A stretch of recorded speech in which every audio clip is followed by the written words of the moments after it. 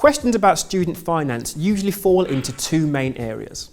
Where will I get the money for university? And how should I be managing my finance? So firstly, where will your money come from?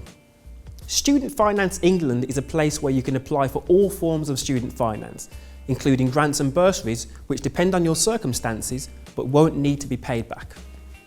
There are a couple of exceptions to this. If you're going to apply for an NHS-related subject, like nursing, the finance arrangements are different and you need to apply directly through the NHS. Take a look on their website. Also, if you live in Wales, you may be entitled to different amounts. More information is available at studentfinancewales.co.uk. Anyway, let's now go through the different types of loans and grants that you can apply for. You get two types of loan. The tuition fee loan. You never see this money. It's a virtual loan that goes straight to your chosen university on your behalf. You don't have to take this loan and you can pay the tuition fees off yourself, but you have to let the loan company know. At a university like Staffordshire, a tuition fee loan covers all aspects of the course that the university will deliver to you. And then there's the maintenance loan. This will come straight to you and is to help you with living costs. However, the maximum amount that you can get depends on the household income of your parents. About £40,000 over a 3-year course is a reasonable estimate for a UK university degree, assuming you borrow for everything. Sounds a lot? Probably is, but after you've graduated, what you end up paying back, if anything, all depends on what you earn. First off, the great thing is that you don't have to start paying back until you can afford to, when you're earning over £21,000 a year. Even then, you'll only pay back 9% of what you earn in excess of it, which is actually less than what the students were paying back under the old student loan system. At £40,000 salary, you'll be asked to repay £143 a month. And mind you, with that salary, you'll be taking home over £3,000 a month. So even that repayment shouldn't break the bank. 2 quick points. That 9% loan repayment is designed to be manageable. It doesn't change with the amount you owe or the interest rate you're paying. And your loan won't affect your credit rating or stop you from getting a mortgage.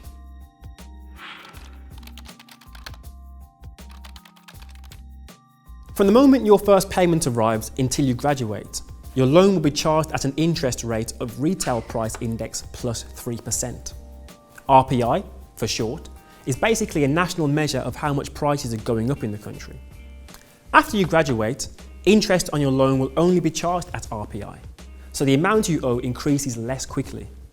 That's until you begin to earn £21,000 a year or more. The interest rate then starts to rise gradually along with your salary until you're earning £41,000 a year or more. At that point, it will be based on the RPI plus 3% again. So, while the money that you owe the government will go up gradually, it's relative to what you're earning. After 30 years, the remaining debt you have is wiped. So if you haven't paid off your loan by then, you don't have to. You may qualify for a maintenance grant, which is to help you with your living costs and is also based on your parents' income. But unlike the loan, you won't have to pay it back, which is nice. And maintenance grants are currently higher than ever before.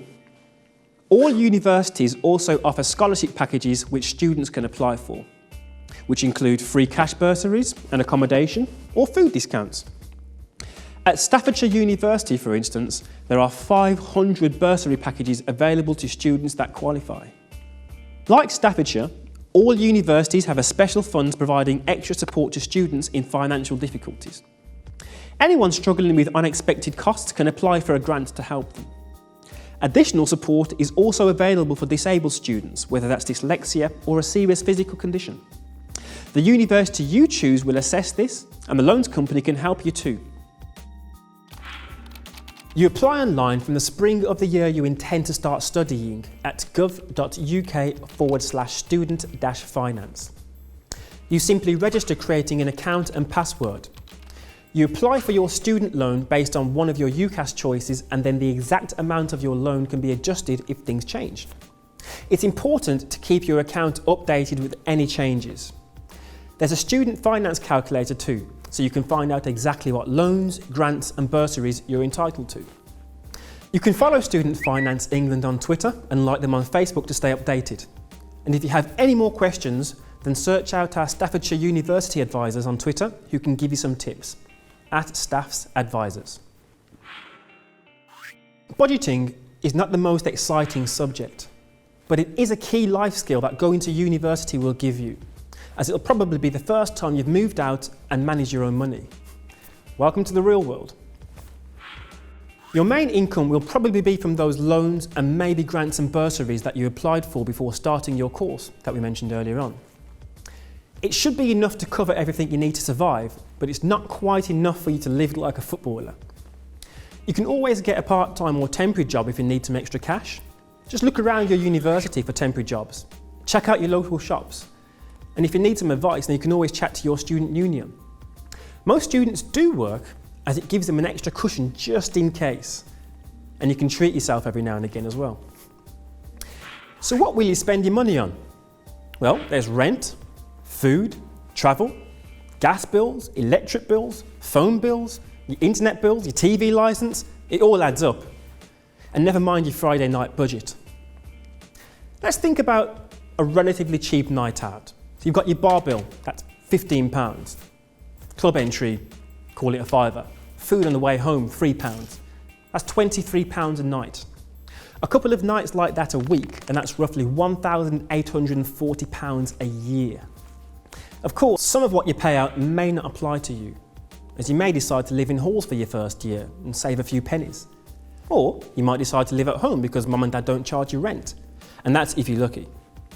Second and third year students generally tend to live off campus in private accommodations where costs may increase. But it's not impossible to manage though, even if it does feel like it's coming in one hand and out the other. And it all depends on where in the UK you decide to study as well.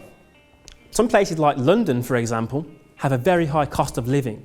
Staffordshire, by comparison, is much more affordable, which means you'll have more money left in your pockets to get by, and you may not even have to work. Make use of student bank accounts with interest-free overdrafts and freebies, like a free rail card. Read the small print though. Get your study books from second-hand sites like abebooks.com. Decide what you need and what you don't. Be ruthless. Can you afford to run a car? Do you really need Sky? What about Freeview?